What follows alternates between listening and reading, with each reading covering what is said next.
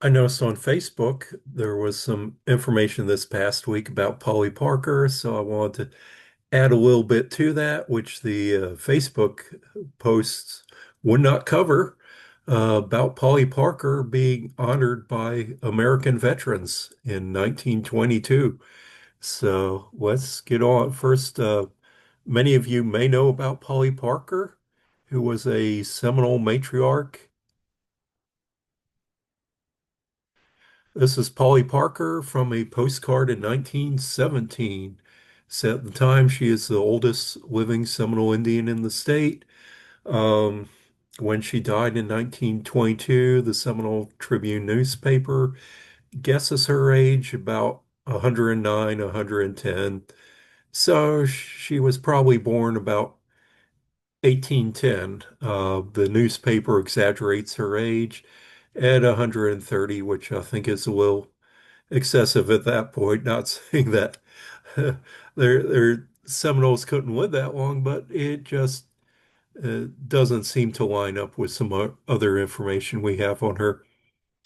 So I mentioned previous video I did 2 years ago, in fact, that Polly Parker was well known and well recognized even before the removal because Colonel Loomis in Tampa Bay, who's head of the Army forces there, says the woman Polly is with us. So she was recognized as a very important person even before the removal was completed. So on May 7th, 1858, the ship Gray Cloud left Tampa Bay with about 180 Seminoles on board, including Polly Parker. And actually, it was a steamship. This image here called Sorrow of the Seminoles shows looks like a sailing ship, a warship, which, uh, and there's mountains in the background. So that's just another image. But uh, anyway, don't want to get sidetracked. And so the ship's stopping at St. Mark's to pick up wood for fuel for the boilers of the ship and also probably water. And the Seminole woman talked to the officer in charge, saying that they need to get medicinal herbs, plants that they know, because many of the people are sick, so they are permitted to do that. So a guard escorts the women off the ship, and the women spread out, and it was prearranged on uh, to make a break for it. So Polly escapes. She's not captured. Does a spectacular trip home, not sighted or captured. Silently makes it back home about 400 miles from St. Mark's down to Okeechobee, and she becomes famous from there, becomes the matriarch of the Seminole tribe. Many of the Seminoles of Brighton Reservation say that they are descended from her. So she had other children and families who were down with her. And there's some interesting newspaper articles. In 1922, this is March 2nd, said they need to raise $3,500 for the Sundance and also the American Legion Convention in Palm Beach. The Sundance seems like a county fair. Is the best way to describe it. Seems like a county fair, plus they add the Seminoles and build a village and have them around, kind of a spectacle for the tourists to get their picture with and maybe buy uh, arts and crafts things there. It says here that it's also at the same time as the American Legion State Convention. The American Legion is a organization to assist veterans, was started 3 years earlier in 1919 at the close of World War I. I'm actually a member of the American Legion in Post 13 in Tallahassee, Florida. So this interesting history for me as well. So A.V. Brown, Director of Indian Affairs, reported his return from the Indian settlement and with promised positive assurance of 50 to 60 Seminole Indians. And they arranged to bring here from Indiantown Aunt Polly Parker, the oldest living Seminole. They're saying here she's 119. She will appear in a parade with in a wheelchair, properly bedecked in the colors of her tribal outfit, and others held forth in Indian Village on the waterfront. Mr. Brown outlined plans for the construction of this odd village, which will be built true to life. It's not odd to me. Seminoles still have chickies. They survive hurricanes. They should have learned from that. Kind of uh, to throw a wrench in the mix, as they say, or to complicate plans. There's a conference in LaBelle, west of Okeechobee, on the other side of Lake Okeechobee. LaBelle is a town, if you ever go through it, on the west side of Lake Okeechobee, going up and down Highway 29, north and south. Right south of the bridge, there's a good store I used to buy honey at all the time. I like to buy the mangrove honey there. It says there's a conference being held in LaBelle, very important one for the tribe. Many of the Seminoles are attending. You got to remember that their population's not all that big at this time. Said the meeting was supposed to close last Saturday, but still continuing. Many Seminoles will will keep will be attending. It's afraid of them, maybe keeping them from attending the Sundance. It's said that this council seems to be so much importance that the Seminoles that even Aunt Polly Parker, the oldest living Seminole, is attending the meeting, that the matriarch is there. That's quite a big deal. Mr. Fountain said one of the mayors discussed uh, among the Indians will be the recent appropriation of the United States government of 80 acres of land for each Indian of legal age and $200 per year for each Seminole, both children and adults.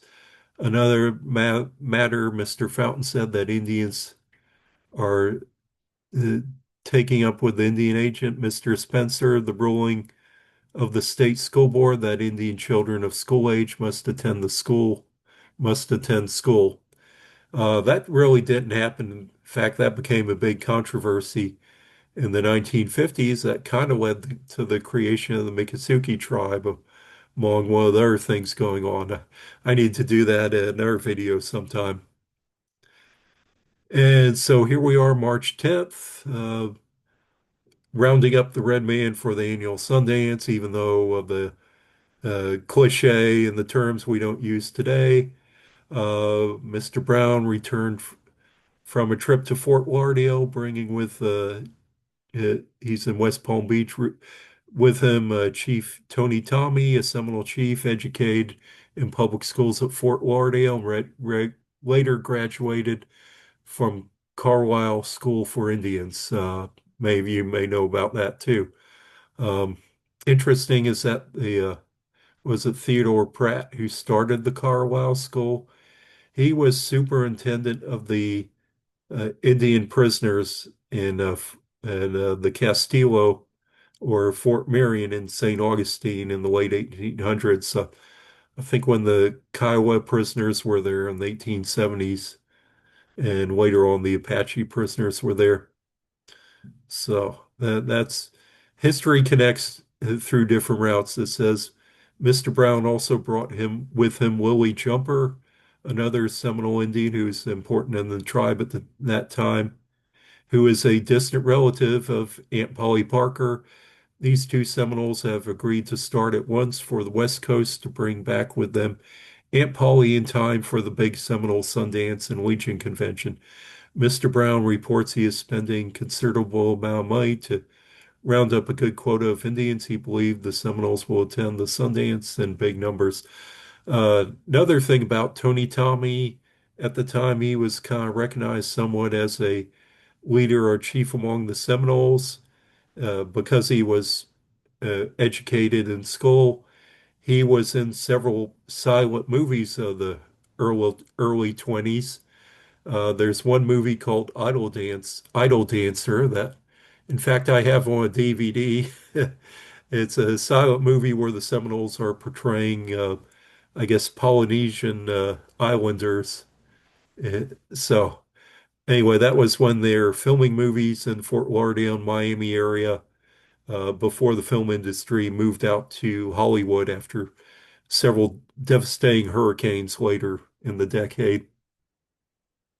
Here's an article about the American Legion Convention. It says down uh, at the bottom right, Seminole Indians on hand, occupying thatched huts on the lake front, duplicating modest homes in the Everglades. Aunt Polly Parker, reputed to be 119 years of age and the oldest living Seminole, is here and posed freely today for a picture. Thousands of tourists are arriving and the town is thronged. The program events with a historical pageant and Henry Flagler Day parade on Friday cover 3 days and nights. State officials of the American Legion will be elected Thursday. And it says also another article here, and it's from March 21st in Atlanta newspaper. American Legion convention at Royal Poinciana Hotel with numerous events to honor the heroes of the World War. Of course, after World War One. Aunt Polly Parker, said to be 119 years of age, was the oldest Seminole Indian living in West Palm Beach for the occasion. For the famous Sundance was included in this week's program. She was the guest of honor at the Legion dinner. Also, the Cuban consul was there. So that's interesting. Polly Parker being honored by American veterans, the same that they would honor somebody surviving, from the uh, Civil War who might be still alive. And Polly Parker passed away later that year. This is from November 9th, 1922, Wichita Daily Eagle, showing that when she passed away, it's printed in several newspapers across the country. Recalled thrills of three wars. Polly Parker, Seminole woman, said to have been 130 years old, probably the oldest human in the United States. Just died at Bassinger Station section on the Kissimmee River. That would be Fort Bassinger area. Uh, in fact, there's a historical marker, Fort Bassinger, down there. Thousands of tourists at Palm Beach will recall having seen her. She recalled clearly the incidents of the War of 1812, the Civil War, and the Spanish-American War. So that's pretty interesting. That was probably her last public appearance at the American Legion Convention and the Palm Beach Sundance.